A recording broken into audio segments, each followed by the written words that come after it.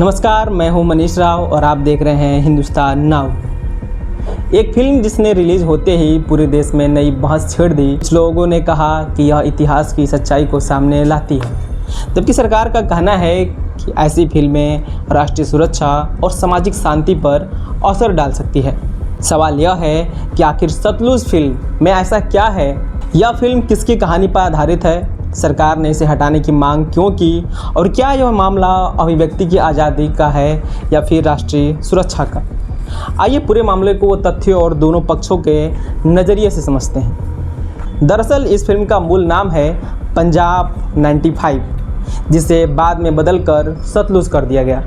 Film का निर्देशन हनी त्रेहान ने किया है और इसमें मुख्य भूमिका निभाई है अभिनेता और गायक दिलजीत दोसांझ ने। यह फिल्म प्रसिद्ध मानवाधिकार कार्यकर्ता जसवंत सिंह खालड़ा के जीवन से प्रेरित बताई जाती है। अब यह जानना जरूरी है कि जसवंत सिंह खालड़ा कौन है। 1990 के दशक में पंजाब आतंकवाद और उग्रवाद के सबसे कठिन दौर से गुजर रहा था। उस समय सुरक्षा एजेंसियां और पंजाब पुलिस आतंकवाद के खिलाफ बड़े स्तर पर अभियान चला रही थी। इसी दौरान जसवंत सिंह खालड़ा ने दावा किया कि कई ऐसे लोगों के शवों का अंतिम संस्कार अज्ञात रूप में किया गया, जिनकी पहचान दर्ज नहीं की गई थी। उन्होंने इस संबंध में दस्तावेज जुटाए और मामला सार्वजनिक किया। वर्ष 1995 में उनका अपहरण हुआ और बाद में उनकी हत्या का मामला सामने आया। इस केस में कई पुलिस अधिकारियों के खिलाफ मुकदमा चला और कुछ अधिकारियों को अदालत ने दोषी ठहराया। यही घटना बाद में मानवाधिकारों से जुड़ी सबसे चर्चित घटनाओं में शामिल हो गई और इसी पृष्ठभूमि पर यह फिल्म बनाई गई। अब बात करते हैं उस सवाल की जिसने सबसे ज़्यादा विवाद पैदा किया। सरकार को इस फिल्म पर आपत्ति क्यों हुई? सरकार की ओर से जो बातें सामने आई हैं, उनके अनुसार यह फिल्म ऐसे दौर की घटनाओं को दिखाती है जब पंजाब आतंकवाद की गंभीर चुनौती से जूझ रहा था। सरकार का मानना है कि यदि उस दौर को एक तरफा तरीके से प्रस्तुत किया जाए तो इससे वर्तमान समय में सामाजिक तनाव पैदा हो सकता है। और दूसरा तर्क यह दिया गया कि राष्ट्रीय सुरक्षा से जुड़े विषयों पर बनी फिल्मों में संतुलन बेहद जरूरी होता है। यदि सुरक्षा बलों की भूमिका को अधूरा या पक्षपातपूर्ण तरीके से दिखाया जाता है तो इससे जनता के बीच गलत संदेश जा सकता है। सरकार का यह भी कहना है कि पंजाब ने कई वर्षों के संघर्ष के बाद शांति हासिल की है और ऐसे संवेदनशील विषयों को दोबारा सामने लाते समय यह ध्यान देना जरूरी है कि कहीं इससे कानून व्यवस्था या सामाजिक सौहार्द प्रभावित न हो। मीडिया रिपोर्टों के अनुसार इन्हीं राष्ट्रीय सुरक्षा और सार्वजनिक व्यवस्था से जुड़ी चिंताओं के आधार पर सरकार ने OTT प्लेटफार्म से फिल्म हटाने का अनुरोध किया है। हालांकि फिल्म के निर्माता, निर्देशक और कई मानवाधिकार संगठनों की राय इससे अलग है।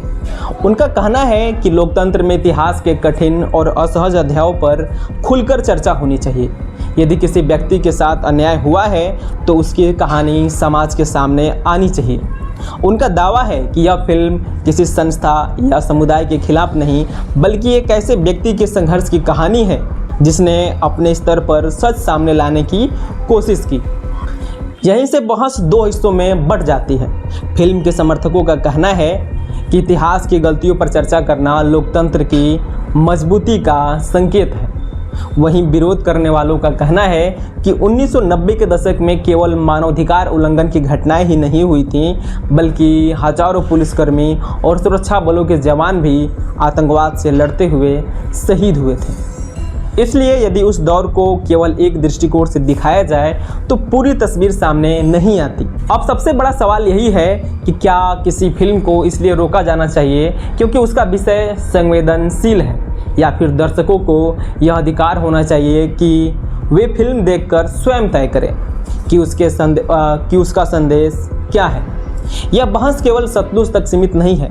भारत में इससे पहले भी कई फिल्मों को इतिहास, धर्म, राजनीति और राष्ट्रीय सुरक्षा जैसे विषयों को लेकर विवादों का सामना करना पड़ा है। फिलहाल स्थिति यह है कि फिल्म सीमित रूप से रिलीज हुई थी, लेकिन बाद में भारत में इसे OTT प्लेटफार्म से हटा दिया गया।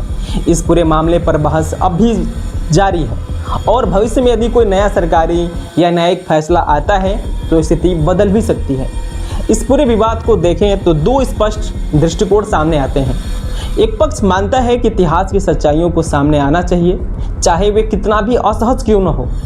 दूसरा पक्ष यह मानता है कि राष्ट्रीय सुरक्षा, सामाजिक सद्भाव और कानूनी व्यवस्था किसी भी लोकतंत्र के लिए सर्वोच्च प्राथमिकता है और ऐसे विषयों पर अतिरिक्त सावधानी बरतना आवश्यक है। इसलिए यह विवाद केवल एक फिल्म का नहीं, बल्कि अभिव्यक्ति की स्वतंत्रता, ऐतिहासिक स्मृति और सार्वजनिक हित के बीच संतुलन का भी है। अब आपकी राय क्या है?